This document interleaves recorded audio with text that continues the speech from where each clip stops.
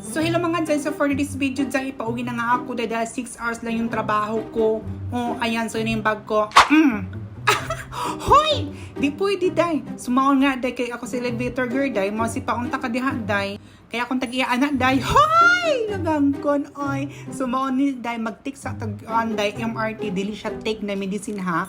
Mao na, huy day, ang bilat day, ayun na pag-apila day. Naunsa naman ka day, wala na sa video day. So i-focus na natin sa kuan day, sa atong way day. So mao day, ang atong kuan day, ang MRT. So going to down na tayo. At maraming ano ngayon, mga zay, pauwi na galing ng trabaho. So office hours lang, magsimula yan sila ng mga 4, 5, 6, 7, ang daming mga tao dito pauwi na galing ng trabaho. So, dahil ang tinud-an na ay kaduha lang kumutik og ko anday. Ang pinakauna is MRT, ang sunod ang LRT. So yun nga lang, swerte lang talaga ako ngayon mga zay dahil dumating na yung LRT agad-agad. Pero nakita ko sa loob ay puno na kaagad, di ba? So, mamaya siksikan tayo. So, ang nakakaloka dito guys ay yung yung harapan ng LRT ay walang driver. So, dito na tayo doon bungguan. So, good luck.